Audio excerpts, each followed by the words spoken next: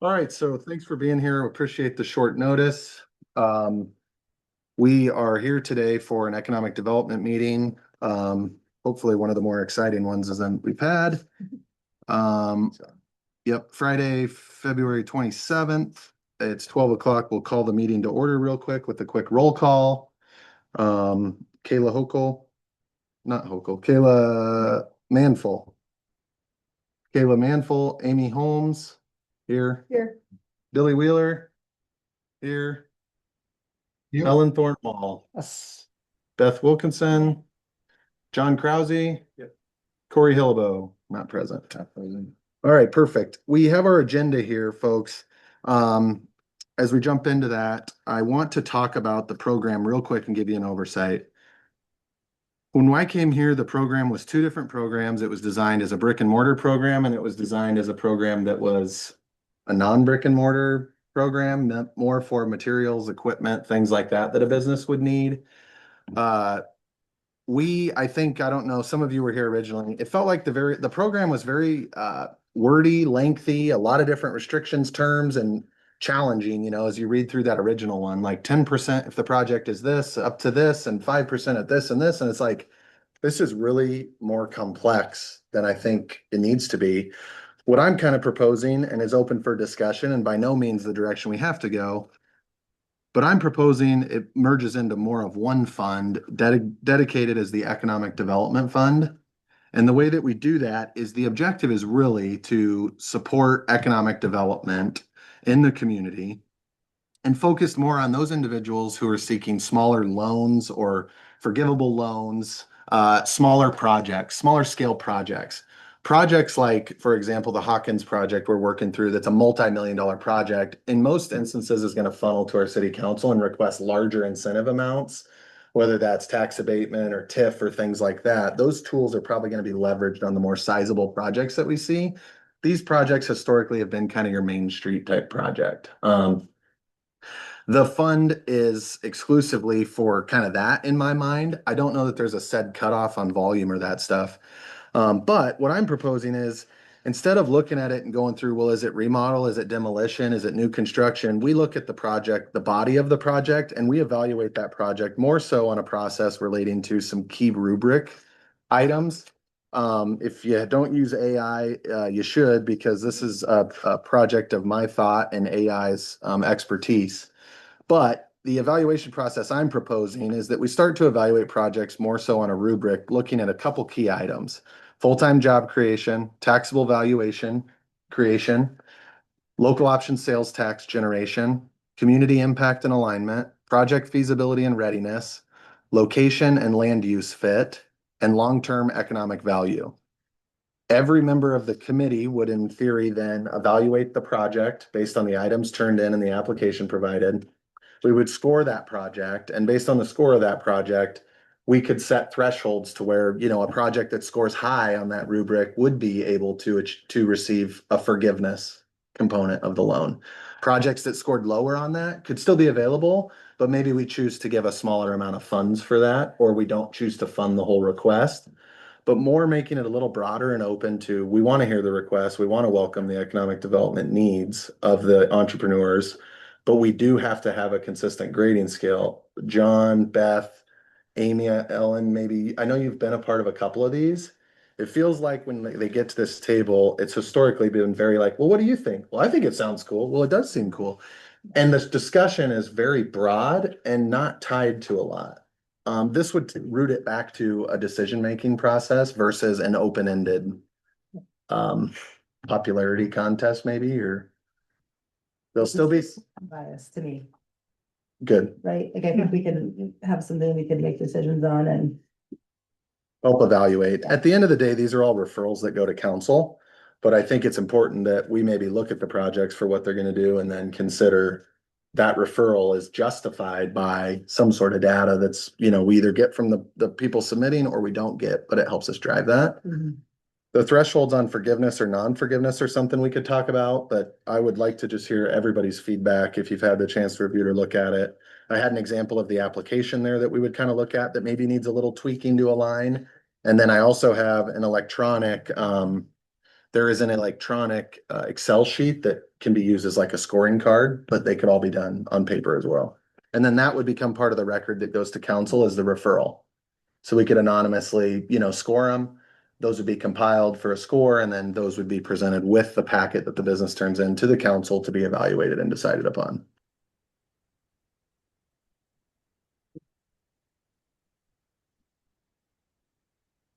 Seems like very objective.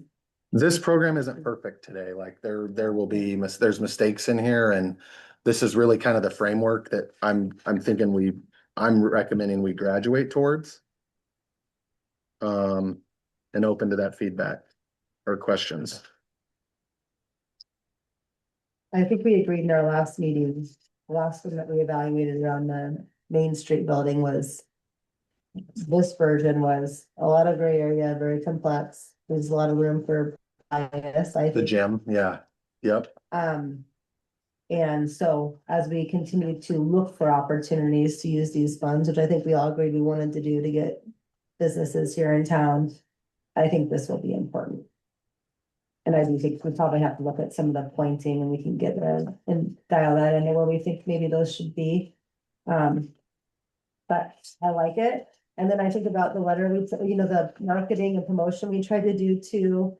I think this makes it easier to do that. It's a little more clear on what we're looking for people to know if it's a fit, right? I agree, yeah. So feedback. And the idea is that each committee member would do their own evaluation. Yeah, I think it's, then a compiled or averaged total on each score. I think it keeps a level playing field for everything as well. Perfect. It prioritizes too, and some of my effort was to prioritize things that bring value to the local economy or to the city in terms of valuation, right? Taxable valuation increases, create an opportunity. You also have job creation brings people, local option sales tax. Although we don't exclusively keep our local option sales tax, a growth in local sales tax, we keep a percentage of that growth. And then the other parts, are kind of where more of it's a gut feel or your opinion based on what the project is. But it is at least tied back to some information or data. I think too, so like on number 4 on the overview evaluation, number 4, community impact alignment, I still want to see more from our Story County representative that's helping us with the economic development Yeah. opportunities and things that our community says is important, but then how likely are they to succeed in our market based on what's already here or in Huxley? I think that will help us make sure that when we evaluate 4, we feel like not only do we think it's important as residents, but that's what we're hearing from, our residents and later, but also like the true impact. Like feedback. I'd like to see that. We just signed an agreement to pay them as more of a paid service. So I expect an improvement in our partnership there. And because we're paying them, there should be some skin in the game for them to deliver more. And I think that's why we wanted to do that. Brenda's not with us today because I was at the board meeting this morning, but they have a housing event all day today. Yeah. So. And I think this is kind of laid out more for like a big business though too. So like tweaking that for if we want it for small business. Yeah. I think we can always go downside. I think the key would be like, I have one today that I've been working on for a couple weeks now, and it's in my involvement in the meetings and other council members, there's certain projects that are going to take more skin in the game than others. And that's going to be a question for this committee. And, you look at that impact and you think about, I'm not tying to a cap in terms of what we can recommend or forgiveness or not. Maybe we do want a threshold that says, hey, if it doesn't score below 50% or 70% or 60%, forgiveness just isn't an option, right? It needs to be repaid.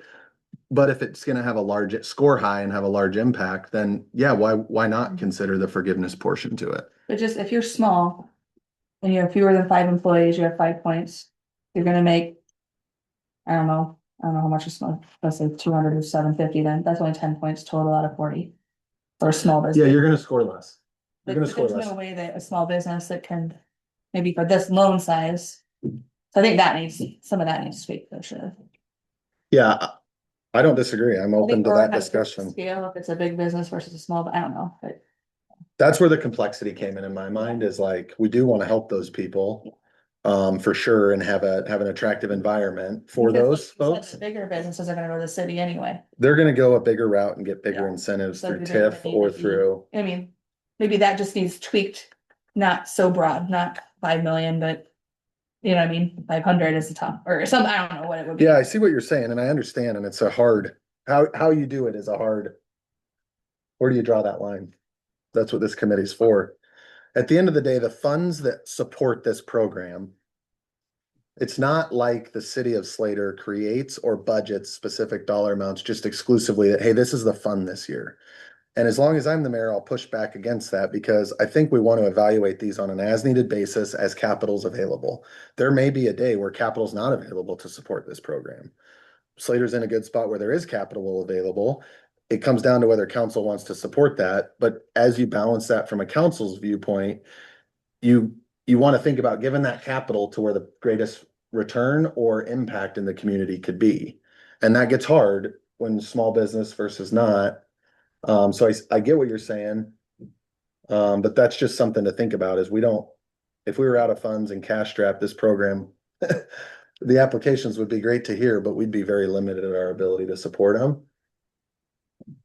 So I don't know if, it hurts the little guy a little bit or they can't get as much, but a project that applies and scores is probably eligible for some sort of support. This would be in addition to like, we still have our facade grant that would run separate from that. Right, through the county and the city. You still have tax abatement or TIF or those type of things that the city could look at and say, it is a small business, you guys scored it a little lower, but we would like to help them and up that or down that. Well, what is this program for? Is it for small businesses or large businesses? For any business that wants to come to Slater, I would say. But if it's a business that wants to come to Slater that says we're gonna build a $7 million project, I think this council says, hey, it scores really high. But this is gonna take more incentive than the $100,000, $200,000, 150, 50, 75, 25,000 that. We've historically seen this cap somewhere in like the $100,000 range. We've given more than that to a project in town. I think we've given 160 to our daycare. I can't remember the exact figure, but we gave them a larger amount and they got a county match on that for the daycare specifically. So we have gone above the 100, but I don't know where that line is, Beth. Well, this gives us a scoring, it gives us a way to score. And then we have our conversation, Well, we bring it all together to say, yeah, Yeah. it scored this, these are the points. But we feel like, based on other factors you have listed here. You guys can tell what the businesses make on Main Street already, probably, right? The city knows probably like sales. The taxable value, yeah, yep. So like, you can kind of tell like where that lies with what's there now. I bet not much is 5 million. In revenue a year, like. On Main That is Street. valuation. It's not what you make. That'd be the Oh, okay. valuation. But like, for example, everyone knows where Iowa Plains is at, right? That's a $1.2 million building. Just one of the buildings, Right. one property so they're a that size project. Okay, That's a valuation, not, that's different, yeah. not that. Yeah. Property and building. Yeah, got it, yeah, evaluations are different. than All of these have to be, the hard part is all of these have to be graded independently and determined. But I also think if you're an entrepreneur, right, part of it comes into, if you're coming in here and you're asking for $100,000 and meanwhile your investment is $20,000, that is not, in my mind, the way the fund was designed. So I think you want to look at it as like, okay, what is the value increase that you're getting? There'll still be a good business that we may recommend. Yeah, we would like to give them $20,000, knowing that they're gonna invest another $80,000 to get to their $100,000. And we do recommend that based on it's revamping a Main Street building and it doesn't meet big valuations, but it could score really high on like the community impact, fit, etc. But I think we evaluate these independently. And then one of the things is like that you don't see in here is like terms. In my opinion, what you end up with on this is you'll end up in a position where every agreement is independent, right? The terms of the loan, the amount of the loan, the forgiveness of the loan, the length of it, that could all be deliberated independently. And then the attorney would draft what that recommended document is to be signed for council to sign off on.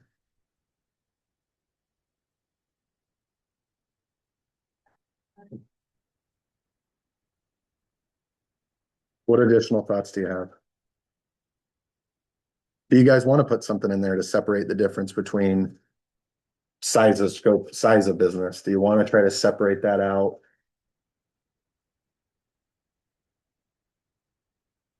Yeah, Chris. I think a lot of your businesses on Main Street also are gonna be staffed by part-time employees a lot of the Yeah. time. So maybe just keeping that in mind, if it really is kind of designed around helping our Main Street to have a bit of a resurgence for us to all see. Yeah, We would just keep those employees in mind. I'm not an expert on this. I haven't done this, right? We're creating this as we go a little bit on some of this, trying to stimulate Slater. I think I have it in there as FTEs, and I think that's like an equivalent, so I don't know exactly, but you should be able to count two part-times, right, as a full-time in that You divide wherever they work by 40. 40, and so you could get to a calculation where you netted what maybe your full-time impact is to try to make it that. Yeah, I do, that's what I mean, like the Main Street businesses are completely different than those businesses. Totally, but I see a, to that point. You know, when you look at that, so then does that mean that a Main Street business scores really, really high on community impact and alignment? That's a 20-point win because it's impacting a business district, whereas something that maybe goes to an industrial park or smaller is like, hey, it's great, but with the root and the spirit of this helping kind of the business, small business, knowing that that's maybe the scoring is different on that end.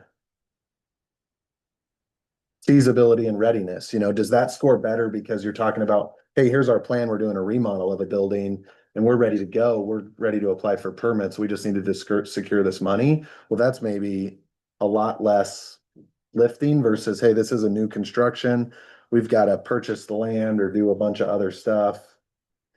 So maybe it scores, you know, those bigger ones score a little less Or on those the areas. tweak, like maybe the valuation. Yeah. Full time need to be less points and that needs to be more points. I think I think you're getting an equal square, you're equals, I don't know where I was going there. You're getting an equal valuation of community impact and alignment to taxable valuation The full time and taxable are gonna be in the same. and full-time. Business, that's 40 points versus 20 then. I'm just looking at a little bit, like if what we've in the past tried to do is improve the Main Street. That's not gonna, like, if I was looking at that from someone coming in, I'm like, I'm not gonna get that loan, like. I don't know. Even now. I think it's gonna fear away some of the smaller companies, like that want to start up. Some of those bigger numbers, when they see it and they see the full-time employee numbers, they may back out and not want to be involved because they think they're not gonna hit that 75%. So let's talk about that then. Let's make that adjustment. Let's make some recommendations and take some action on the adjustments. I'm fine with that. This, like I said, this was my idea in AI's numbers. It's not tailored to a city of the city of Slater per se. And I'm not proposing these are the right numbers. That's a discussion point for you all to decide.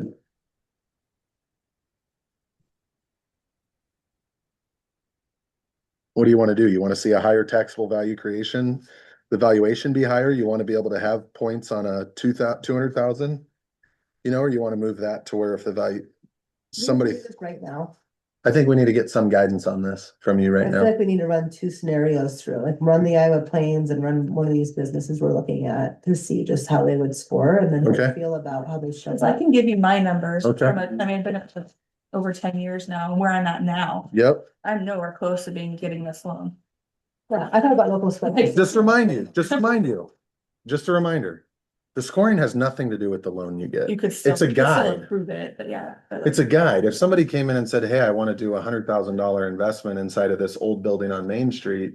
If Larry's came and said, hey, we want to do $150,000 remodel, this and that, we'd look at this and we'd go, yeah, you don't score very well in terms of like growing the tax base or growing jobs, but it is a total community fit. It is all these things. And for this reason, we're recommending fund the full request.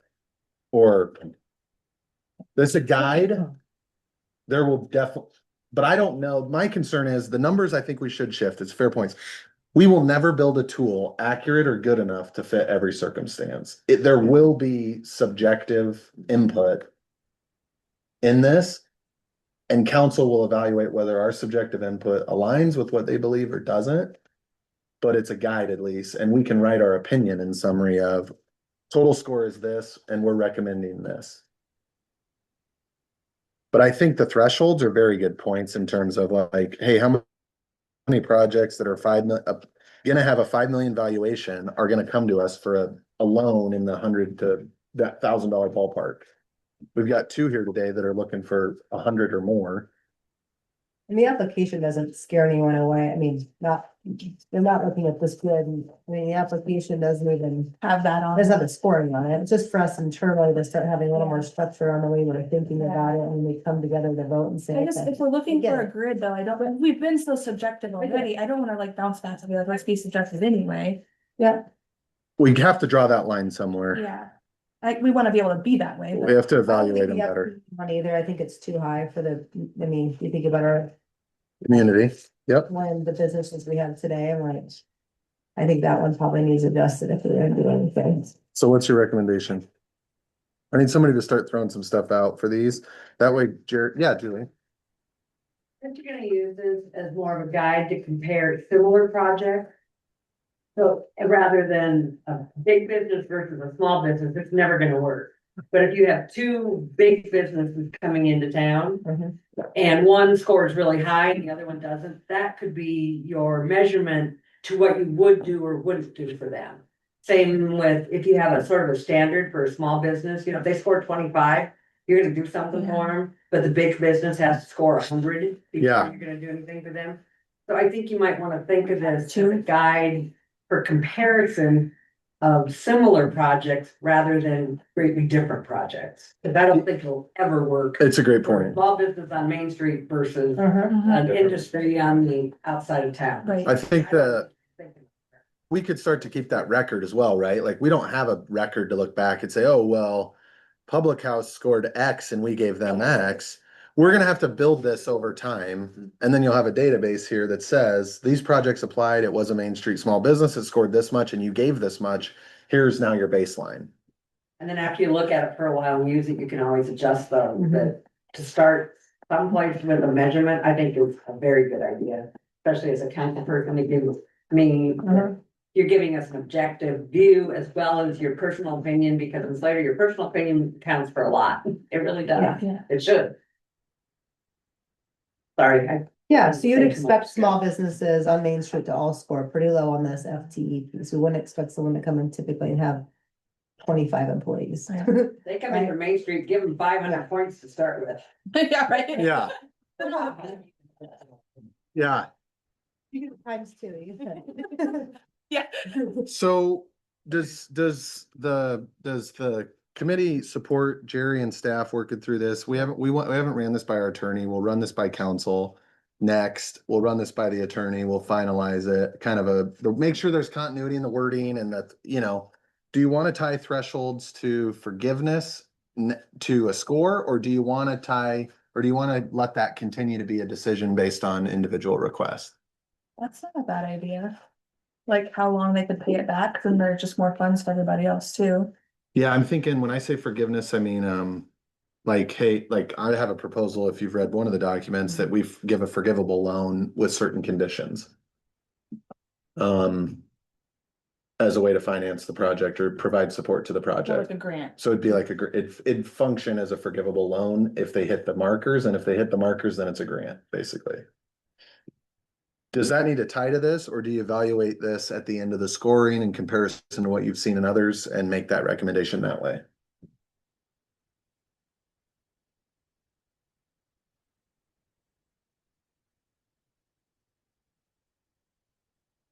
Then you think about the factors that would make us feel like we wouldn't consider doing a forgivable loan. What are those things? What factors would do that? Yeah, Or a higher And- level on this would be more forgivable then too. That's what my thought process was. The way the rubric would work is if you had somebody that scored really, really high, you'd be like, oh, wow, there's a lot of value gain here for the community. Let's look at a forgiveness based on certain principles. And you might have that even at a smaller level. So I don't know that you can tie it to a score if it's based on certain objectives, because you might want to forgive somebody who's gonna redo an old building on Main Street that's only scores a little lower on FTE and valuation, but saving a historic building. Then you might want to score them high and give them forgivable if they execute certain things in a timeline. So maybe you want to just keep it open to that option. I've seen this tool used before, but it's more used as a stage gate to where if you score, let's say you have 3 or 4 categories of investment in your community. And the score that, if they attain a certain score in their category, it moves forward, but it's never used to make those negotiations and subjective decisions about what you really move forward with. It's just, is it worth your attention after everybody scores the rubric, do we move forward? So we treated it, we treat it as stage gate, like a project in engineering, like, do we move forward or we don't? Yeah. Based on scores and categorizing that, but I've never seen it tied to forgivable loans, any assistance. I've never seen it that structured or standard with development. This is Tanya Doyle, by the way, who's our project barbecue. So just if you didn't know her. Somebody tell me. But no. Maybe Okay. don't tie it. And everybody's good with Jerry and staff reviewing the document, building the continuity, getting it to council, getting an attorney review post council, and getting then a final approval from this group and council's final approval. Does anyone want to tie it to the? I think right now, I think that's more of a city council thing too, like we could recommend something, so. Yeah. Mm-hmm. This is gonna be a great start for us. Get structure on this. I think tying it to whether or not it's forgivable feels like this is super mature at the point we would be doing this. Like, I don't know if you need to take this part to a lawyer yet, per se, but like this part and this part. Like the actual application and all that needs to probably be taken to a lawyer. But then we can tweak this bigger packet, we could tweak that stuff. If we needed to. Mm-hmm. Yes. Good, there. Good, okay. The next project, home needs, appreciate you both being here. Do you guys want to introduce yourselves and just talk a little bit about the project before they start? In transparency, I personally own that building that Home Needs is prospecting. And we're working together on a lease with an option to buy every 6 months. So they'll speak to their end game, but when they approach me, their objective is to buy the building and to own it and to own the place where they operate. They are playing the cash flow game and small business game that we've all just talked about, but I want that to be disclosed. Having disclosed that, I will let them start, and I will try to eliminate any involvement in the discussion. I would just say that if the council agrees to do this, it would be expected we'd follow precedent like we did with the gym and require the building owner to sign on the loan. I'll tell this committee that I will sign, I'll put my name on whatever loan we approve for these two. I believe in what they're trying to do. I personally put my name behind the loan that they would apply for it. So with that said, kind of gonna recuse myself from public comment on it, but introduce the Harrises. Nina Harris, this is my husband, Michael Harris, we own Homemade Sourdough Bakery. We currently operate out of our property in Madrid, and we're quickly running out of space. Place to stand. We make premium breads. We use local farmers for wheat. It's all organic, no yeast. Everything is 100% sourdough. And right now we are in Fairway. We have a good partnership. That is what Michael is working on. We're in 11 stores right now. We're trying to get to 30 before the end of the year.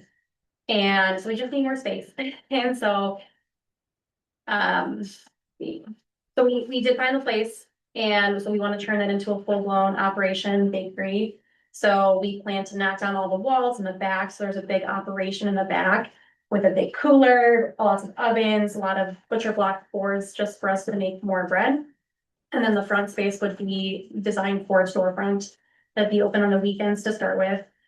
And I would say our value and what we're trying to do here is exactly what you guys are trying to do, is bring people into the community. You know, one of the things that we offer and one of the things that we see with this space in this building, it's right on Main Street.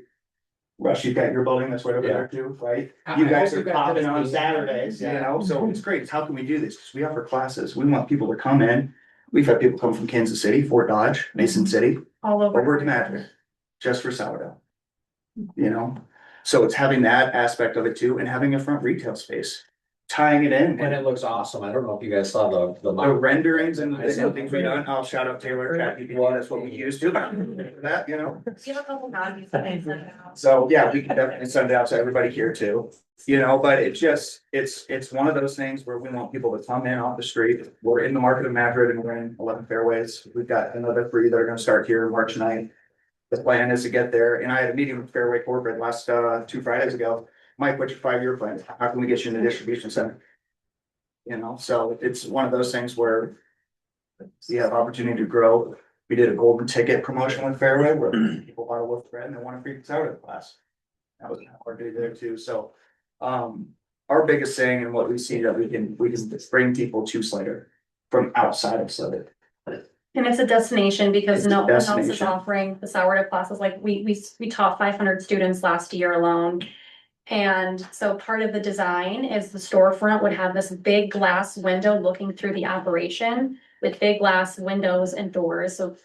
Walking on Main Street, you can see the full operation from the back. Be able to see front to back, very open. And there's no other bakeries that like show their work, and so I have an engineering background. Work in highly regulated industry, so like we're very proud of our quality, we want to showcase that in a small town.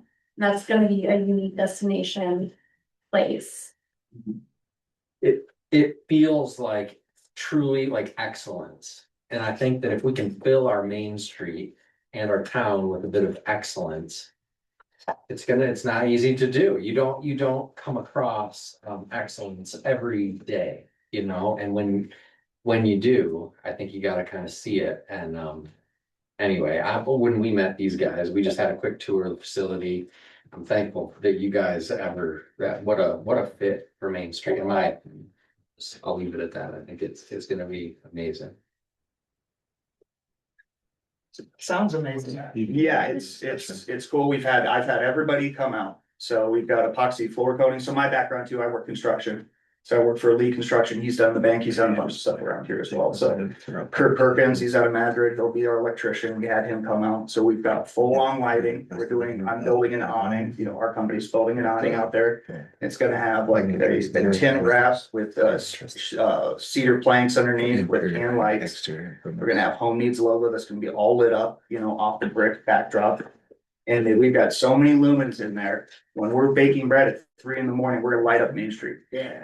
I want So the much people- smell. Oh, just- you know, the That best part smell about out when on I Main make Street. it with toast is I Yeah. go, oh, that bread smells so good. And I'm like, you should smell my vehicle. Yeah. You know, They're they're thinking 100% we need to right. put blowers in there. to Yeah, we did, Shoot you it know, out on me, 100%. yeah. But to Dina's point too, and my vision with this as well is, you know, we want it to be so transparent and open and get people interested. There's such a sourdough craze. I don't know if you guys have seen it too.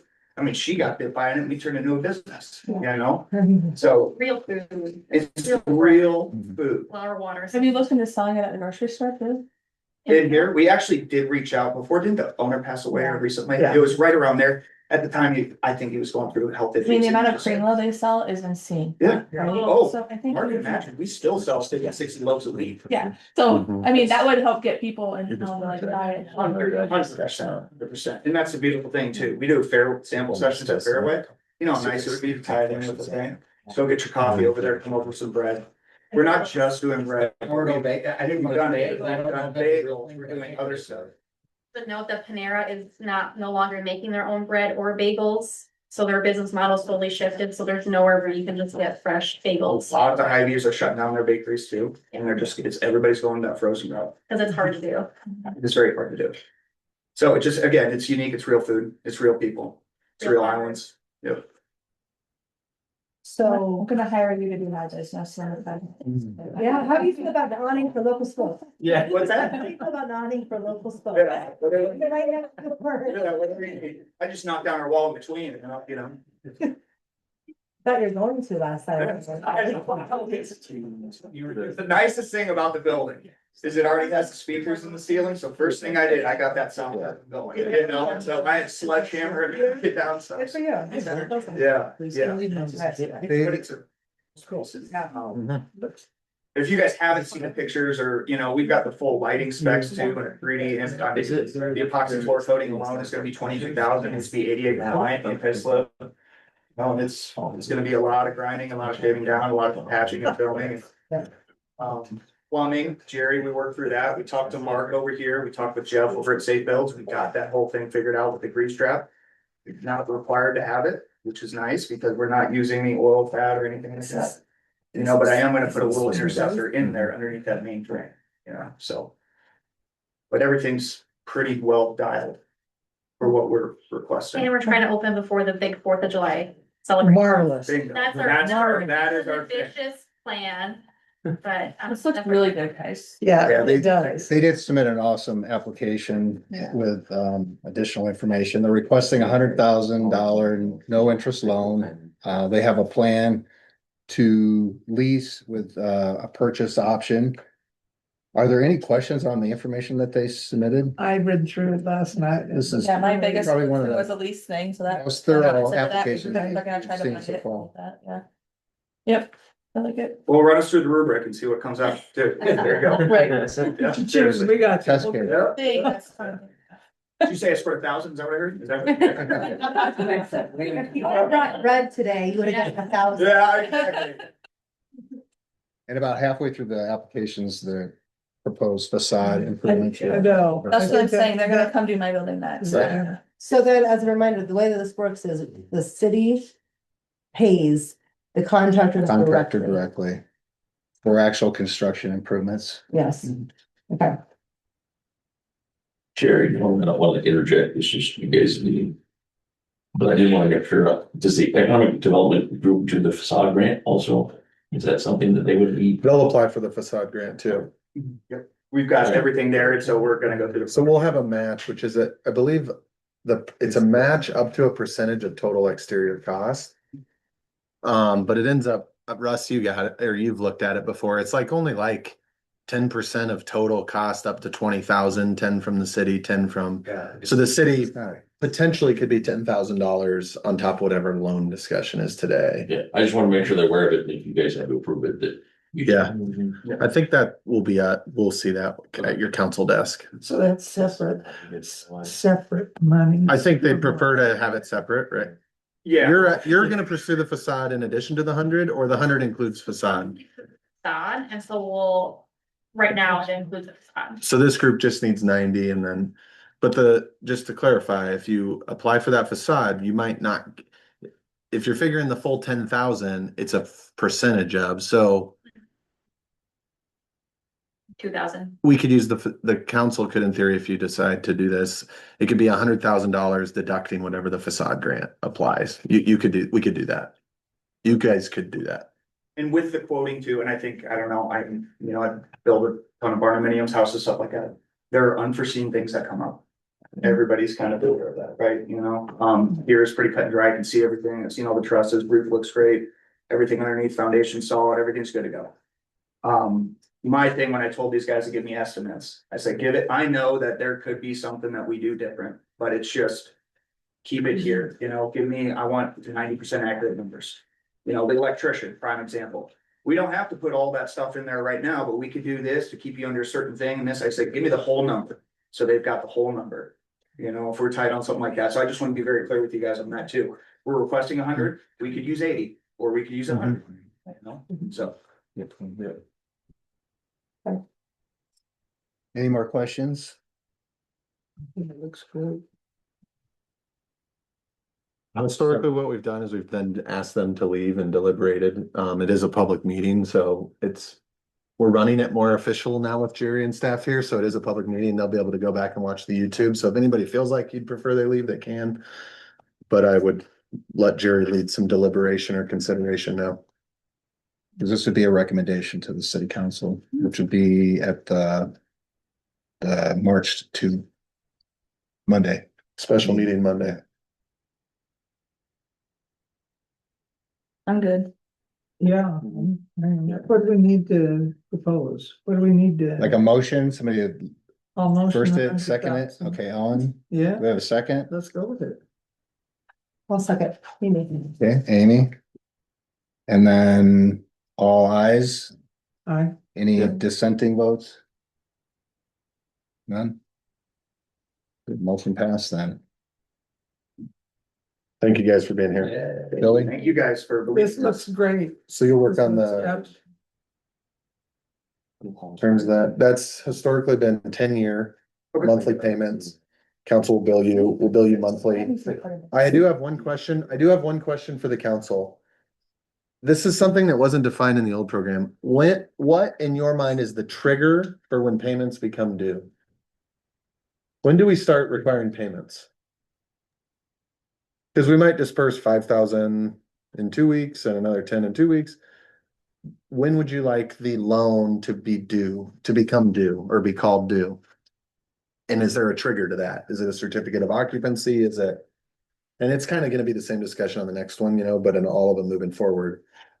If we loan them $5,000 and then we start billing them monthly for $5,000, Yeah. or do we have a trigger that is on the certificate of occupancy with a certain? I would propose you do certificate of occupancy with a maximum time frame so they don't run beyond, it's not, you can do this for 3 years. Put a month cap on it, but then the trigger being the certificate of occupancy when they can legally open their doors. And then I would cap it on a time frame. So somebody throw that proposal in, somebody throw a term in on that. I think it's like 6 months after certificate of occupancy. You think about a small business trying to get up and Just to get running started, immediately hit them with a. And being able to pay Yeah. their employees. and So if we everything. go the 4th of July as a What's your goal? start That's our point, goal. Live, then the Certified end of the states. year, yeah, the end of the year. end of the year. So certificate of occupancy or 12/31/2026, whichever is sooner. And then 6 months past that. Yeah. With payments being due 90 days. 6 months after certificate of occupancy Is that or 12/31/2026. I think that's, and I think that comes into Yeah. each business might be Yeah. different too. That's what I was about to say Have too. to see For us, what- or what? I mean, Yeah. Yeah. but And you you can always might maybe get do somebody it, else if you that's want less to do it stringent. sooner, that's fine too, right? But Right. yeah, Certificate of occupancy, 6 months after. 6 months after certificate of occupancy or 12/31/2026, whichever comes earlier. Does that make sense? That makes sense. Okay. We want to work with them as much as they want to work with us, so, yeah. Appreciate that. Thank you. All right, thank you. Awesome. Very much. I want to graduate us into the next section of the agenda, which is, we have, the Tanya here Doyle and husband, can I say, right? Ron, yep, okay. You just have different last names, so I've never assumed. Tanya, and Ron both were 50% of what you're smoking. They 70%. They really grew and helped build that business in Luther, and we're really excited. I've provided a document that outlines kind of this. Guys, this is my recollection and this is my story of what the background and where we've been. I've met with Tanya for 2 years now, probably almost. We tried to get her to Main Street, 321.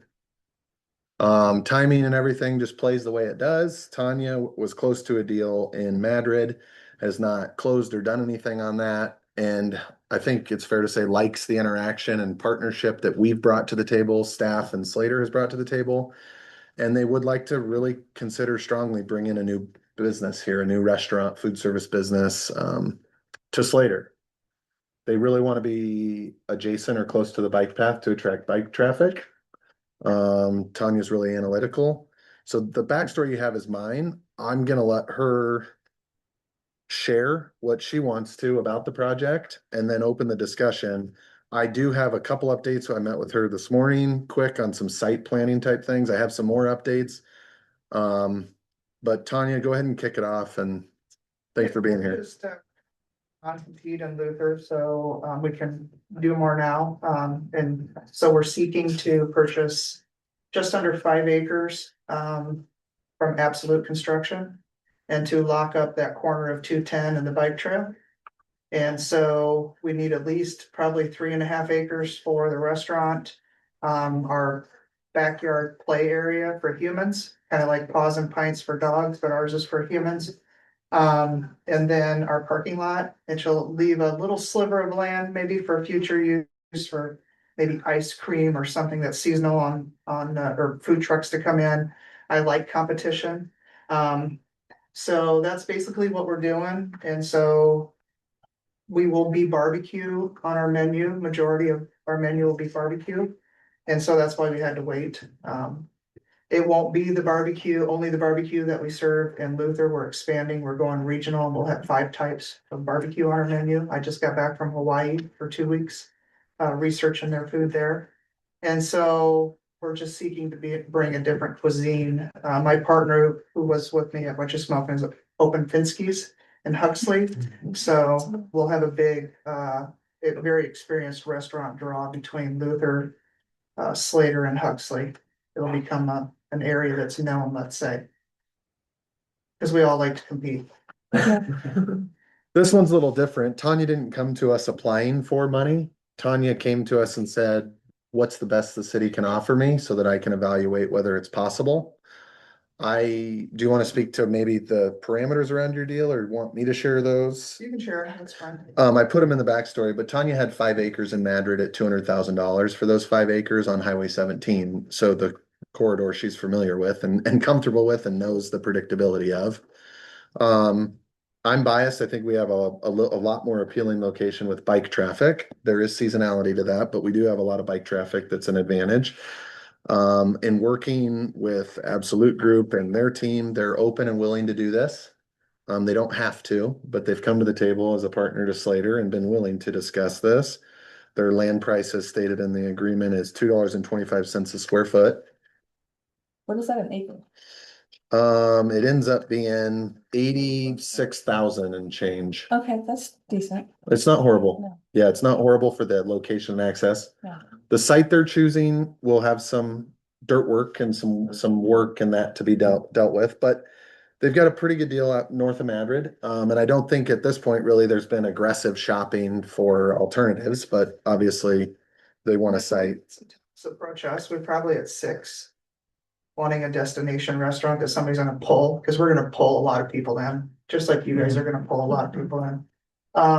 So, and the coffee house, I was there this morning, a lot of people. Yeah. Super. So it's 98,000, just to correct the numbers, 98,000 an acre at 225 for 43,560 square foot an acre.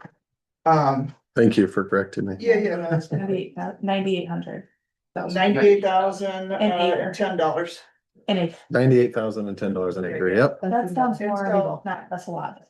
Yeah, I think that's, yeah. Okay. Yeah, sorry, I put that in there. I have it on my document, 98,010 an acre. Yeah, so that's a $50,000 incremental increase over 40,000 an acre in Madrid. Where when you look at the DOT data, of course, Highway 17 has better data than 210. And so when we took the data that we could get our hands on from the bike trail, we were trying to get to a comparable number. It's still lower than Highway 17, in my opinion. The trail numbers are good, but on a daily basis, just a number of vehicles that go on 17 are just astronomical. And so what I'm asking for, what Taylor's talking about, is I'm trying to get down to that same value of 40,000 an acre. So what I'm asking for in incentives is, you can proceed on and say, but it is quite high, at nearly $100,000 an acre. So, Boone County versus Story County too, though. Like it's a different, oh, their taxes over there are worse. no, just the value of the land. Oh, yeah. What the land costs to get. Did you do anything with this road? The one that goes between Ames and Ankeny? Have you done any? We've looked at the traffic there. Yeah. Cause what's that like? Well, your best numbers are the kids coming out of school and going north. Yeah. Yeah, Those numbers are quite high around your elementary school. yeah. I just know there's a lot of people that try that road too, that would just be like, okay, I'll come over. I mean, a ton of people in Polk City and Ankeny and that's. Yeah, and what's cool about the DOT maps now, you can go on and you just click on a certain portion of the road, and it'll tell you exactly the vehicle count. They have such good technology now. And so you'll see what numbers come into that corner, Mhm. leave the corner and everything. It's super, super well documented now. So they're kind of asking that question. I've tried to play with it a little bit. I don't know that we'll ever be able to get down to exactly 200,000 an acre. But I've kind of thrown some rough numbers at it. We'll also be looking at, the city council will have to look at and assess a road access. There's a window of time where if Absolute's gonna sell some ground, we could buy the access to line up for the north 80 that used to be the Thornwall Farm and have have at least an easement and a road in there that could go north. The restaurant would come off of that. That requires a DOT traffic study. That will require, which I have in there, that will have, require the road construction, some dirt work. There's an expense that the city has to do. The individual benefactor, day one, will be the barbecue restaurant. The long-term, will be the city of Slater's planning ability to access 80 more acres off of Highway 210 that maybe we will, maybe we won't be able to get that in the future. So I think they would need that. They're asking, we'll have to get them access that way. Golf cart access, trail connection, the vision was trail connection would connect right off of what the park connection is to the trail there. Golf cart access, we'll work with Mark and Public Works and Council to define what that looks like, but rough idea is that it would come out of kind of Grimm Park there where the parking lot is and use that we have that inner trail that runs parallel to High Trestle. Convert that maybe more to a multi-use trail that the golf carts would be allowed on to then go down to that crossing and cross into their property. I know that there's been discussion relating to access to the dog park and handicap or elderly access to the dog park has become an issue that wasn't thought of in the construction. We need to do something about that. So with that golf cart access could end up being multi-purpose for that, but something we need to do because we don't want golf carts on Highway 210. And if they build the draw, there'll be people that want to go there on their golf carts. So I have kind of an overall projection at 399. We met this morning about some site plan and where are the utilities, what's that look like? And I just asked directly to Tanya, will the 150 get, is it enough to get you to do this? And she asked about tax abatement in addition to the 150. We have a 5-year graduated tax abatement. The city council will make that call on that portion of it, but I want this group to be disclosed that we'd be talking about a tax abatement 5-year. And whether the council wanted to do that or not to throw into the offer, Tanya's been fairly straightforward. Without it, gets harder. And if that's what council approves and proposes, they can at our own decision. But that is something that I will ask council to consider on their behalf based on the discussions and kind of conversations with them both. Assessing that the project would be $150,000 or a $500,000 build. Probably going to come in over that.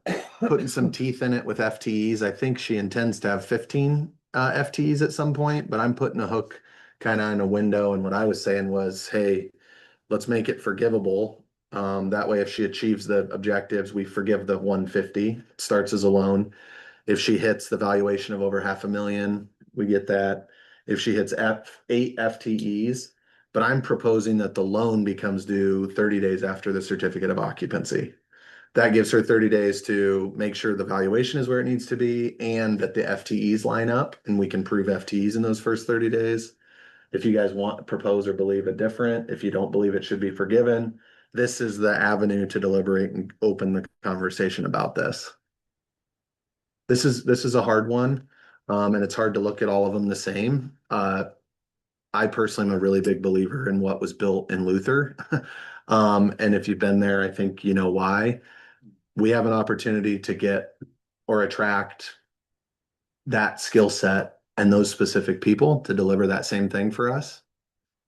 How much are we willing to use the taxpayers' dollars to incentivize for that is the question.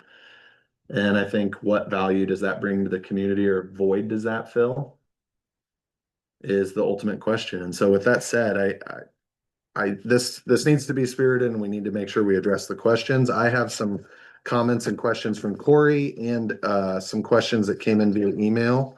So we'll make sure to touch on some of that as well. On the back end, the city of Slater has learned through this discussion that there is some unallocated TIF funds off of a commercial district that we have. About $330,000 off of the commercial TIF area out where the industrial park is. That if the city certifies a debt, we could recapture those funds instead of them going to the school and the county and everybody in our general fund. We could capture those funds and fund a project like this among any other project inside of our urban renewal area. We have to have a debt, so the debt would be the loan, the maintenance, the street, the whatever we do. We could certify that and then start collecting that. We could do that same thing if we wanted to build a building on Main Street. We could capture that TIF and pull that, we've learned. And we have 6 years, 5 years in the end to pull that money before it expires. It's a tool we didn't know and a value that we did not know was there until this last month. But there's 300 and some dollars that would be there that we could pull in, and then there's another amount that we could pull in on the backside. Not 300. 300, Yeah, 330. like 330,000 is available out there that could be used inside of our urban renewal area for any project of any nature, as long as we had a certified debt to put it against. As we pull that money, we lose some of our general fund income, which is getting deeper than this committee probably is usually used to, but we'll lose some general fund money, but that comes into our regular process, but we would gain a larger increment by pulling that off. And we could use that fund to backfill this. We could use that, the council could use that as a tool instead of, because we'll use this and this will be cash up front, basically. We'll have to take cash out of our reserve or out of our budget somewhere to fund this, to make this all happen. That could be certified as the debt and then recuperated through the TIF dollars. We could recuperate 330 in fiscal year 28 if we wanted to replenish the war chest from this money. We've just offered 100,000 out. So we're getting to where we're giving a decent amount of money out for economic development. That's the truth. This one has an avenue, and that one even would have an avenue that we could recuperate that through TIF. There's other projects, city-backed projects that could use the funds. It's just, that's a tool that's available. I would, we will find a way to certify a debt and use those funds somewhere, I'm certain, as a council. But just for a little bit of back, like, this investment could be made with the ability to recuperate some of it quickly, if we chose to do that, and council agrees and aligns. But what's everybody's thoughts? Is that all the Alliance crowd, Ames? Ames Alliance, does that, is that what you were just talking about, or is that in addition, don't they? There's play not, into that? they would usually help us find grants or items like that for projects like this. The only area where there could be some grant opportunities, in my understanding, Brenda was a part of some initial meetings with us on this and has talked with us. She did not indicate grants, correct me if I'm wrong, she did not indicate grants related to this. There might be some road grants, some like potentially there. But we also, the council is looking at a pretty large road project on R38. So you just weigh whether you use those road projects for a stub road or for a main road, I think is what council will have to decide or look at, but there's not a lot of grants that were indicated to us from them regarding Tanya and Ron's business. Barbecue business. One quick stupid concern is, I just want to make sure if there's golf cart access over there, that the bikers are safe also, you know, Yeah. I don't know if that includes widening it a little bit or but I mean, that can really play hell on Yeah. bike paths and hurting bikers, so just, I'm throwing that out. I just want to be, and I want to be clear, I provided this level of detail because I think it's important to be transparent on the front end that while the business is the benefactor of 150,000 and a possible tax abatement, it would be unfair for me to represent it exclusively as that as our investment, because we will have to make a greater investment to get access to their property. So this is provided to you as a gauge of like, hey, no, what if you give this incentive, it triggers other expenses the city incurs. those expenses are related to long-term planning and, you know, opportunities that we can capitalize on the same window. But I don't want to get caught up in like, the total investment is exclusively their benefit. It will be out of the gate. But we will always own that easement and access for future development, and we can then control some of where alignment of roads and streets are on that future development. If and when that happens. I mean, I think it's a win factor, is more. I think it will happen. I think it's a win factor is the question, just You in our put- growth. Would there be a place like parking would help them, it would help the dog park and the ballparks and everything, but was right along that trail too, eventually, on the other side of the trail. I think naturally what you're Right gonna, now the pool is full, right? So we gotta do something Oh, yeah. somewhere. yeah, Yeah. the So that pools, the other side of the the city trail could have there, that the city someday. could put some Yeah. parking there for everything in that area then too. Down the road. I Yeah, think Tanya's design when she first came was like 300 cars she was thinking she would have. I believe the thought process there is she knows that people are gonna park in her parking lot and spend 8 hours in her parking lot and 2 hours in the restaurant and 4 hours on the bike path. Or there will be, you know, yeah, for sure. users of that parking lot who are customers, but also trail users who are using her parking lot as the Sure. parking lot. Yeah. What size is Hickory Park? What do you, any idea? The building, Yeah, the building and the I parking, would, what this is, building is probably somewhere between 10,000 and 13,000 square feet. They sit on almost 4 acres. Yeah. okay, 4 acres, okay. That's huge. Some of that parking's a bank's parking lot too that you see. Yeah. They use employees over there, do this Mentioned part of that, theirs, and I yeah. looked up the other day to compare it. I was looking at where I live. Has nothing to do, yeah, Acres. It's a detail. I hear ya. To Hickory Park, and yeah, it's right at 4 acres. Okay, You got one. that's a good comparison. What you're smoking now. Like, Yeah, I mean, I love what you're smoking, I mean, that, God. how big is that I mean, layout right now, acre wise?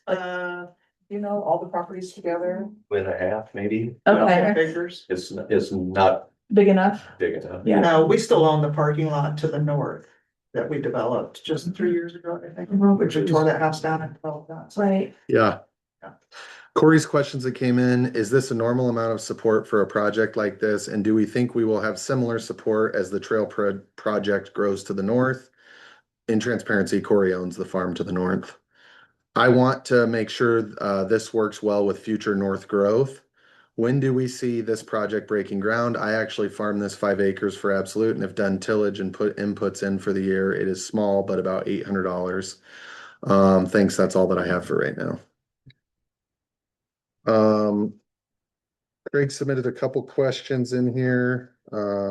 What short-term funds would be used for the incentive?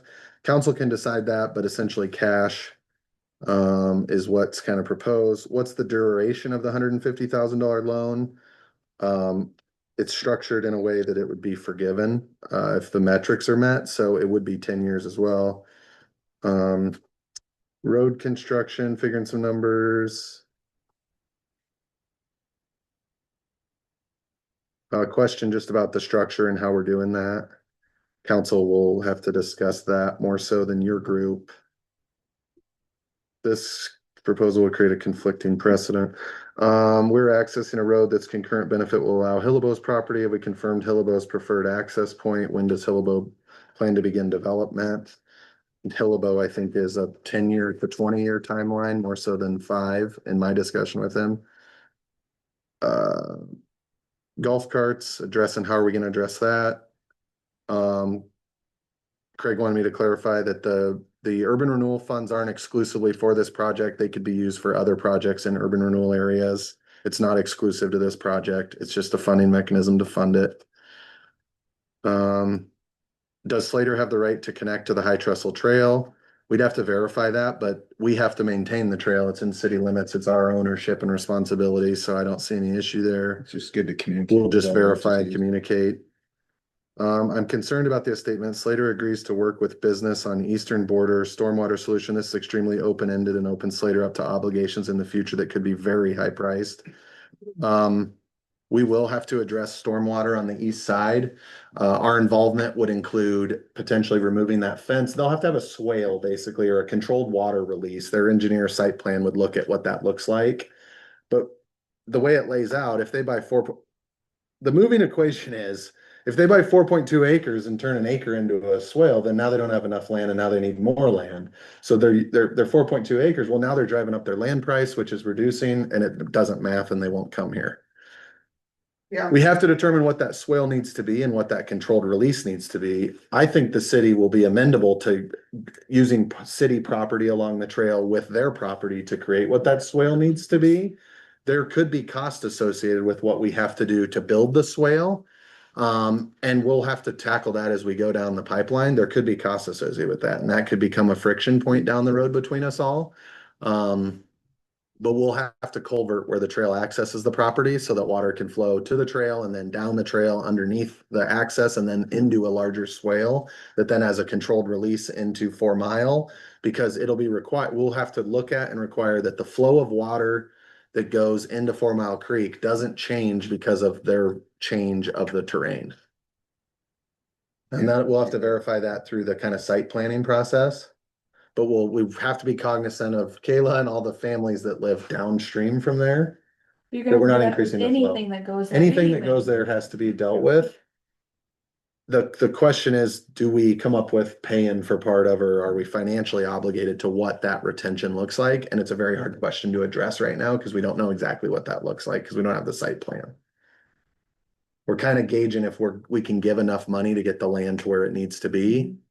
There will be additional costs that could rise in this project. How close But it is would be the long-term benefit of it? Slater. Butt up to the trail, or is there? Do the property lines touch? Property lines touch, So right now. you could put like a little park area in between the trail and this, like it's. No, and really, when you look at the property, there's a fence there right now, a barbed wire fence. That fence would probably come out and we'd figure out where the low spot is and create that. The dirt would then help build up their lot, and then we'd have to figure that out. I think this is the most expensive question mark we have with the project right now is the stormwater. The golf carts and the bicycles, we could all problem solve that and figure that out safety wise. So I think this is the biggest unknown right now. The builder responsible for water sewer connections, yes, the water and sewer are on the north border of the property. Will a large restaurant have impacts on Slater's water sewer, especially sewage? They will have to put in a grease trap, so it'd be within the capacity that the facility was designed, and the grease trap would be required through the building code.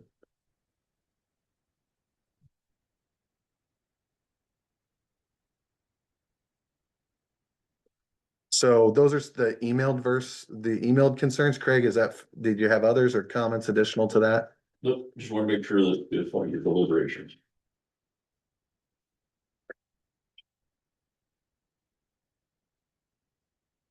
It's a big question, and your input will matter. It'll go to council, and if you think like, hey, yeah, we should swing hard and get this, then I need to hear the discussion from you guys as to what makes sense. It'd be the largest, we're talking about giving the largest incentive through this committee that way, probably. I think the daycare we gave them 80,000. Is it 80,000 twice? Do you remember? 30 and 50. Yeah. So 90 total.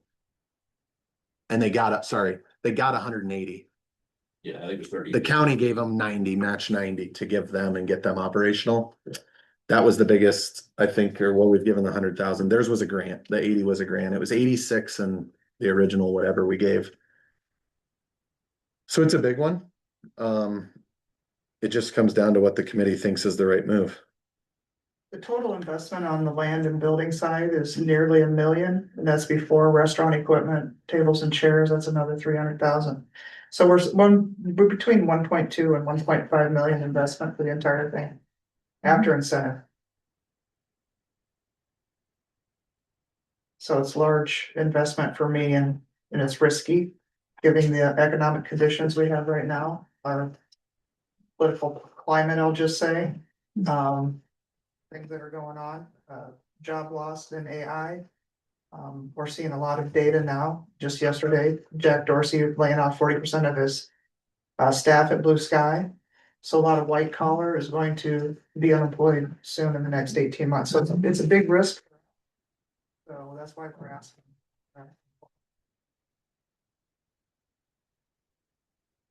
Somebody needs to I think you're thinking first, somebody else. You know, what you guys have done for Luther, I mean, that's, and every time when we were talking about what, 321 or what, Yeah. you know, we kept saying, gosh, we need a what you smoking around here. I mean, that's what you have done for Luther. Yeah, that's 5 million in sales a year is what they do in Now- right now.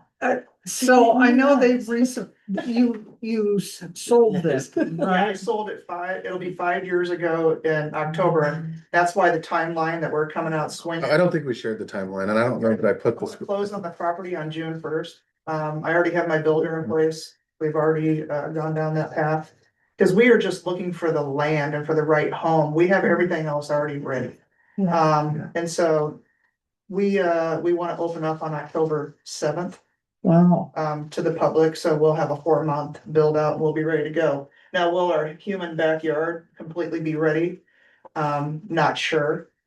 My partners, they have interest in a landscaping company, and so. You know, that's a busy What time is for them, that? so it might come in November, December that we build out the backyard, let's say. What's a human backyard? Let's see. Like either or, have you been? Either or is a very small scale, Okay. a Char Bar barbecue down in Kansas City, if you've ever been to Char Bar. You walk out back and there's bocce ball, there's. So like what you have in Madrid, but on a bigger scale. Say that again, There's some of that in Madrid right now. Not Madrid, Luther. Luther. There's some of that there. Yeah. kids that's- to play that on. Doesn't even compare to what. But something like that, but for. Yeah, for an area for kids, an area for if you want to sit down and eat with your dog. That's fenced in, that you can safely do that, just, you know, fire pits, porch swings that are hanging. Just really backyard ambiance. Okay. So you can bring your kids there or your dogs and you can hang out for however long you want. Would you have a place that would be rentable for like, We have there's a party room, a private room. You'd have that then too? What's the capacity? I mean, I don't know that I've read that. It's probably gonna be somewhere around 350. And that- 12,000 square feet is what the initial build is, I think, Yeah, and roughly. it doesn't include the outside seating, so. I think this is like what we've been looking for, so I think we do, I mean, within reason, right? We do what we can to make this. I don't know what the city has for funds and all that, so I guess that's hard, but like, that's something the city's gonna have to decide, but as an economic development committee, I think this is exactly what we want. I agree. If you're looking at the business side of what they have, like, that's what we've been looking for, so. And I think Huxley would be eating crow. Well, You know, we have Finsky's too. Just saying. But She's like, not I don't live in town, I live outside of town. Yeah. My ex-partner, Okay. we sold the business and so then he wanted to get into something Yeah. different. He doesn't wanna wait for barbecue, they're higher level comfort food. Yeah. And so, It just went. yeah, and we're barbecue slingers where, you Yeah. know, Yeah. you might come in with your shoes off. I and think- go, "Hey, man, you need shoes on. We're not really fancy. If you did that well in Luther, Yes. the level you're gonna do here is like, Yeah, and I wanna beat. Luther. can't I'm just even- being I can't even- transparent. I Said you're. Yeah. She said she was competitive. Yeah, it's like a fucking 1031 transaction, all over in Slater, I'm opening house. yeah. Yeah. I think, so I vote yes too. I'm excited about this, like, kind of being emotional about it. I'm super pumped, like going up here and thinking like this would be amazing. It's, I think we need to reconsider our whole. This would change our approach on the building of a Main Street and maybe that gets us some additional income that we were kind of hoping that would So, be. a I've heard a lot of people that want, maybe not as a, but they wanna, they have drive, they have ideas, but they can't buy a building, they can't, so maybe the city does. We're gonna talk about 321 next. Yeah, but. Les has a little bit of an update he could probably share without names. For, right? Yeah. I'm a yes for this. Yeah. With the baseball, the complex we're trying to get done. And then you have the high school field there for now. I feel like having something like that would be a total win for the city. And Kayla, we can walk there. I know, that's great. That, well, great and not so great. I mean, I'm probably gonna put on 40 pounds, but whatever. When we walk you home. Yes, They'll have wagons. I think I wanted, no, I think, two other things that you just reminded me of, Tanya, that you were thoughtful in is. They will close, their hours will be to 9 PM basically, or roughly around that. I mean, we close at 8 in Luther, I mean, but 9. Right, so the goal isn't to be a trail side Highway 210 bar. They maybe have some outside entertainment from time to time, but the goal is to be closing at those hours. And then the other factor I think that was thoughtful and I never really thought about, but the 321 building, we all, I think, dreamed of a great restaurant there and, you know, maybe something crazy happens and we get it, but she said, I don't want to necessarily be right in the middle of a residential area doing what we're gonna do and having the traffic we're gonna have and maybe the noise and the people that we're gonna have. Was thoughtful about that factor in it. And that's not something I'd really thought about before when we assessed 321 Main, but I have a lawsuit, next to me and moved in the house of the south, which I eventually purchased through the lawsuit, but. He would sit outside on his deck and smoke cigarettes and drink whiskey and complain that I smelled like barbecue. In the state of Iowa, you can sue anybody you want for nuisance and they have to defend themselves. So he was just upset that he was next door to such a busy restaurant. I mean, it was nonstop car doors. Yeah. I mean, headlights, if you just sit there and observe, which I do a lot of just sitting in the circle and watching. I could get it, so we don't wanna be around anybody that's going to be upset with us. We wanna be welcomed, yeah. Living on Main Street, I kind of like when it closes down a little early. A lot of us that live right. Yeah, on right, Main Street. exactly, so cognizant of everybody, yeah. Well, what do we need to do? I need to hear from John. I want to hear from Kayla. I want to make sure that you guys truly feel this is unanimous and that let's go after it and recommend to council to go after it. And make that you'd recommend to go after it and make the financial investment it takes to attract them. Yes, yep, I'm good with Yeah. Are you asking them to actually approve what you put forward here? Well, all I'm putting forward here is the 150,000 with the terms of forgivable. Based on evaluation of $500,000 or more. 8 FTEs and a certificate of occupancy. If we want to put a timeline on that, this is the place where we do that in consistency with our others. If you want to say forgivable and do that timeline. This is just try to get us somewhere. The rest of this, you would go directly to the council for?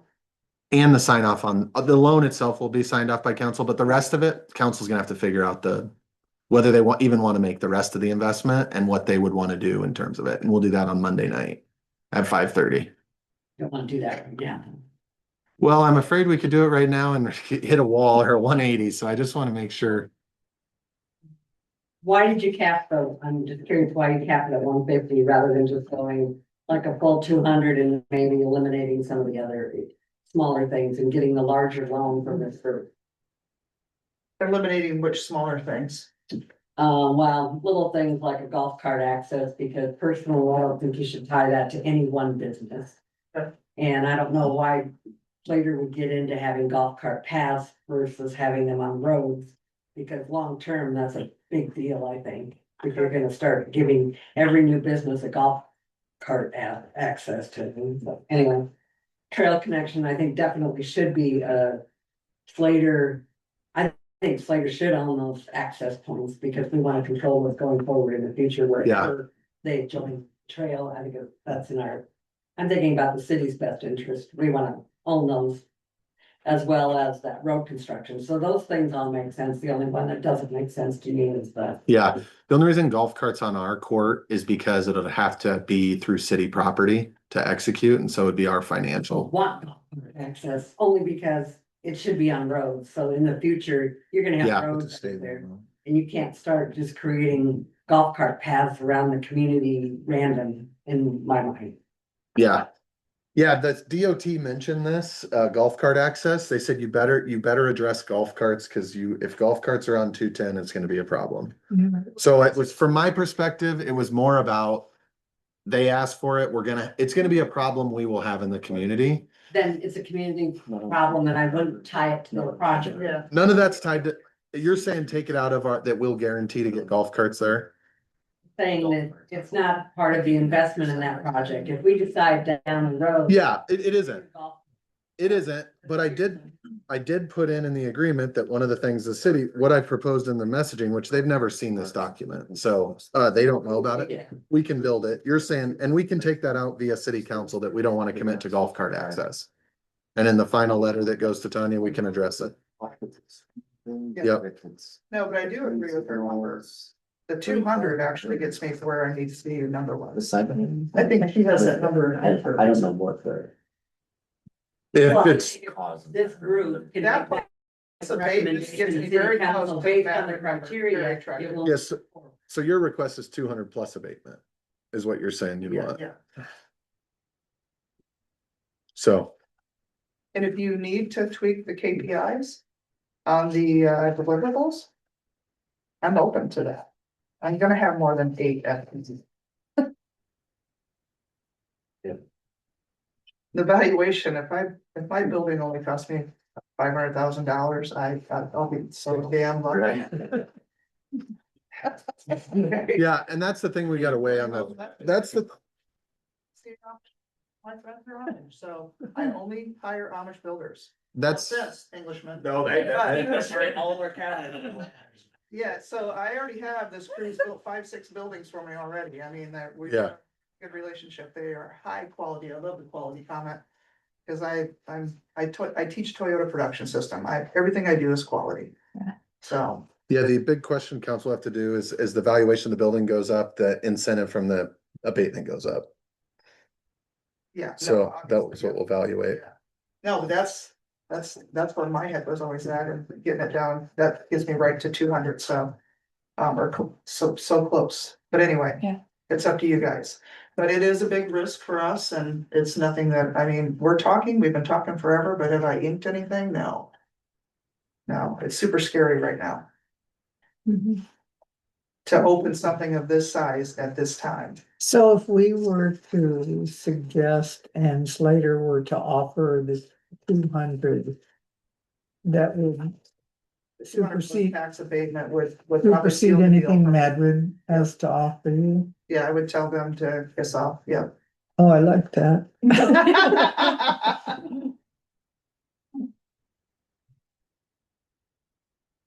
Even if we recommended 200 today, you go to a council meeting, you have to look at funds and say, do we feel comfortable?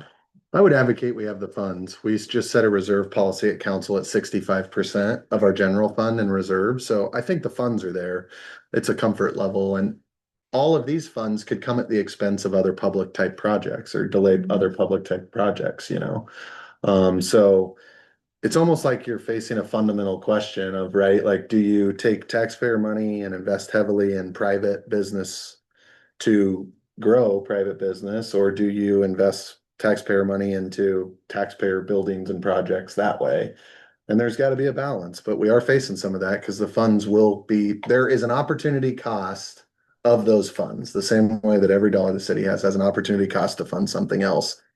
No different than your private finance. Do you, That's why- do you invest money now, or do you, Yeah. in one big thing, or do you invest in several?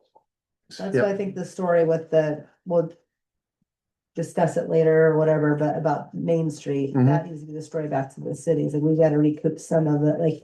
Yeah. Replenish our funds, and like, that's the plan, but this is how we do the things we've been talking about and grow. Yeah. We might get someone that comes in, in 30 days and wants the same offer, and we can't do it right now because we said yes, and that's just a fact of it. But I think if we don't take these risks and invest in some of these businesses, I don't think we're gonna get some of the things that we want. Well, and it's proven. Mhm. I mean, I know there's risk, but Yeah. look at what it's done Yeah. over in Luther, and Yeah. everybody.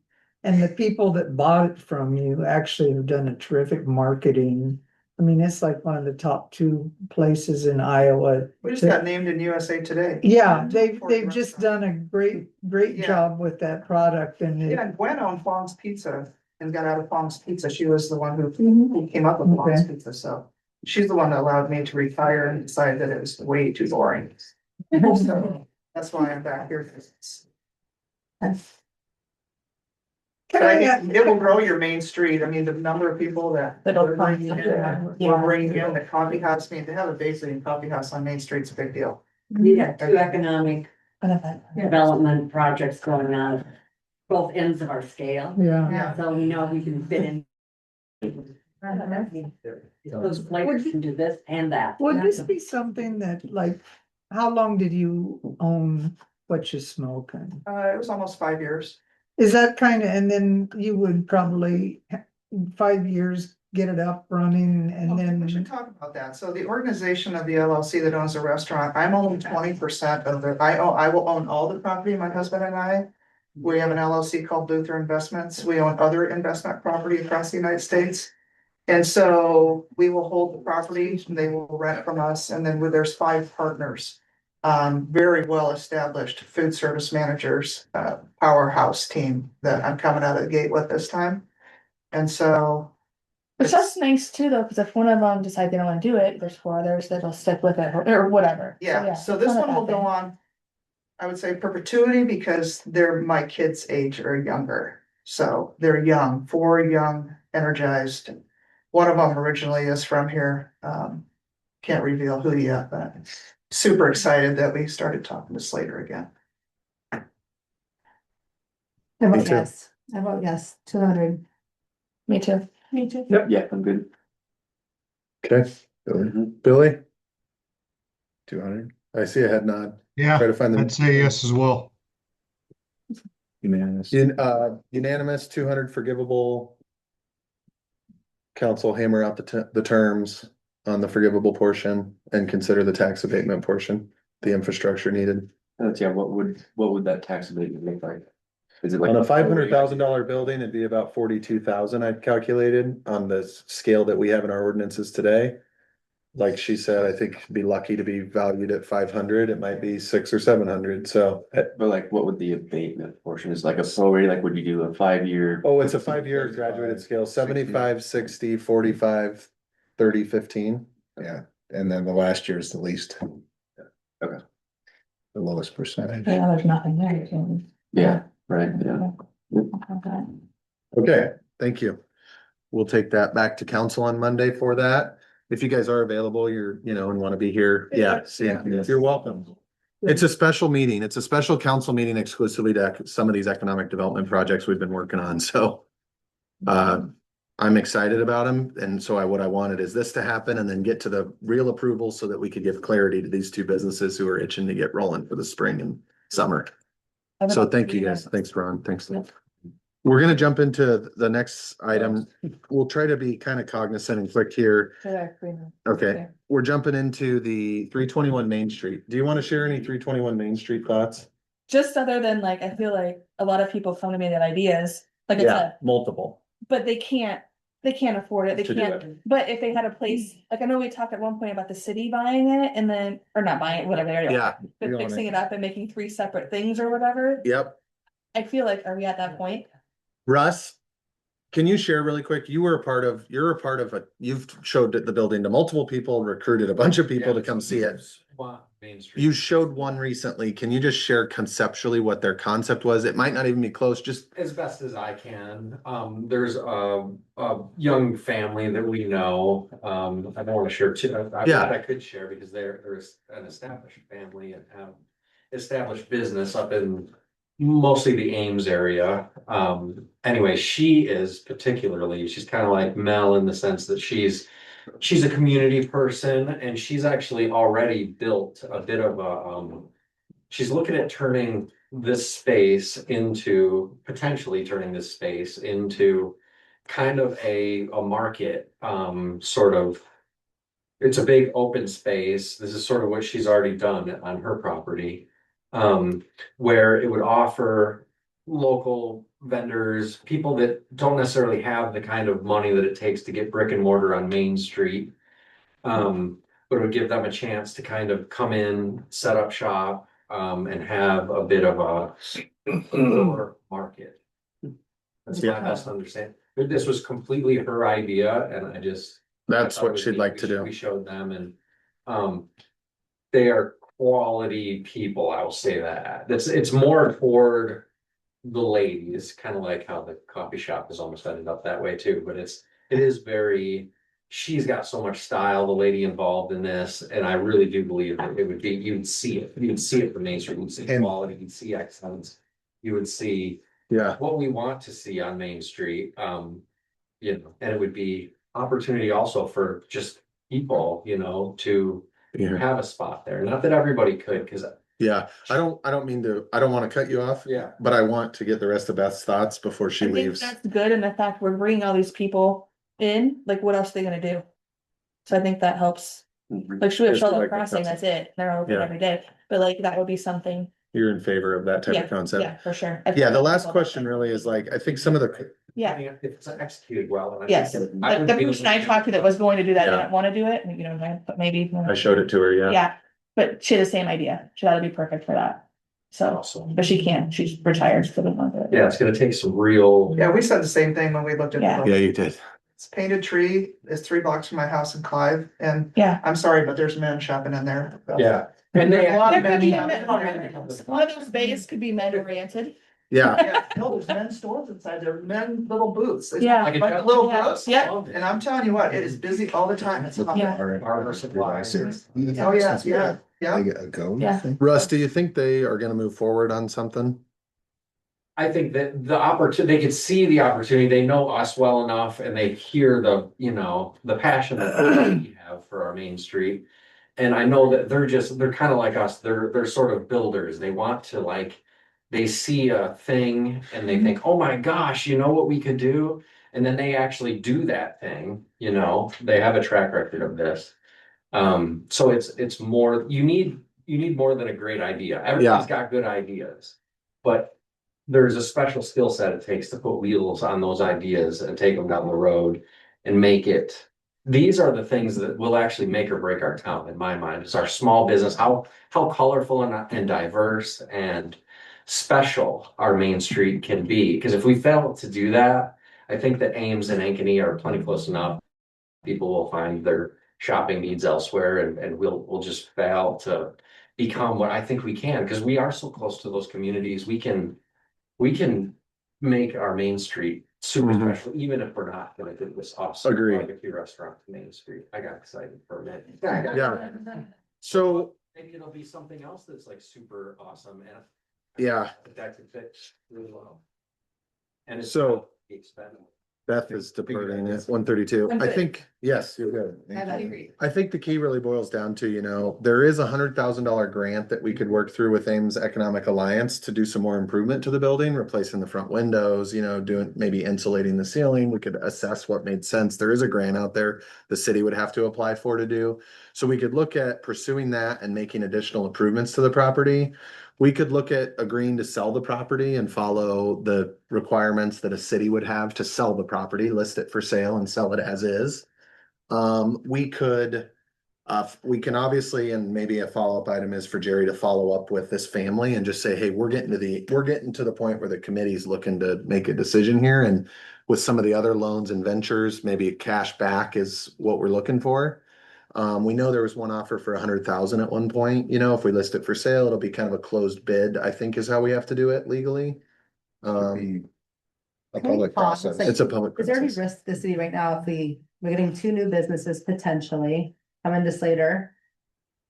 Right now is like the low, like, I think we'll just get lowballed like anybody would think to do, because it's been sitting there a while, but I mean, we're gonna get some energy coming, we got some businesses, 4 or 5 business, way more than that now.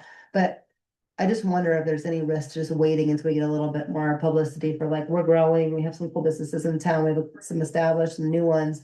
Versus being like, hey, coming on lowball us for the first dental practice that wants to be on Main Street. And nothing against that, because that brings people in too, and income. But I'm just saying, like, it gives us a little more variety, maybe what we would see, or no, we think that doesn't change anything. Agreed. I think the publicity of these 2 new businesses, Maybe like some Yeah. creatives will be like, Look- yeah, now it's time, I'm gonna go do it. yeah. I don't know, maybe I'm just so hopeful. What do you think? Yeah, I agree. I'd say my only thing on that building is the parking. Because when me and Beth both work and I have all 4 girls in the salon and Beth has both beds, there's no parking. Yeah, true. Yeah. Yep, it's a good point. Parking is one of those, you know, it's so hard. It's good to see the main street full. You don't wanna ever have too much parking, but you wanna have enough that nobody's deterred by putting up something there because of parking. And that was the same challenge or criticism that the community center library project, you know, faced throughout the progress was parking. Okay, so I'm hearing like, Hold it. let's get these through council if we can, and let's revisit and We'll probably have another meeting sooner than later, just because we'll get this program, Jerry will work to get this program revised with any council input. The attorney, and then it'll come back to us for kind of a final, hey, yeah, we're good. And any other updates related to this. Did you want to talk about too, like establishing a day each month to hold the committee? And then if we don't have issues, like the week before, we would tell them there's no meeting, or are we at that point yet? I'd say no to that right now, only because. Says the I- retired lady. Stuff going and, yeah, no, but right now, let's kind of keep it as needed, and I think we got a really nice turnout. Given a little bit of a heads up. Yeah. We got a good turnout of folks and maybe Billy and Agree. Corey will, Help. yeah. Just give us enough heads up. Yeah, well, thanks for you dropping and being here. Thanks for running long. If there's nothing else from the committee or anything else the committee foresees, I think we're at the conclusion, so we'll just take a motion to adjourn. A motion to adjourn. Second, please. Gary, can you read that? No. Second, 1:36. it's 1:36, Can you tell me what time? You're not supposed to do that. 5:30 council meeting Monday. Okay. So if you guys can be here, if there's questions from council about your deliberation, that's a value. Seven, that would be great, because the Valley Boys play their last. I'm counting on 1 hour. I'm counting 1 hour or less. They're next I've, to state? you should, Yeah, Jerry sent me an agenda today and I said, yeah, take all that off because there's only gonna be 4 items on it. We're not getting into regular All the business. stuff we got going on. A second from John, I think I heard, and all those in favor, Yes, Aye. aye. great, perfect. Thank you all for being here. Thank you. Thank you. Yeah. It's a meeting on Monday, is that public or? It's a public council meeting, so if you guys, Thank you. there will be a virtual link as well. Well, I just Thank can't you, drive Billy. that day because of my eye surgery. There'll be a virtual meeting But- that day as well. Thank you. Thanks, Ron. Appreciate it. My dad, that's my focus. See you, Mike. There's Jerry, I'm just saying, thank you, Billy, for doing this. Originally, he had sold, I believe it was like 9 acres, which the elevators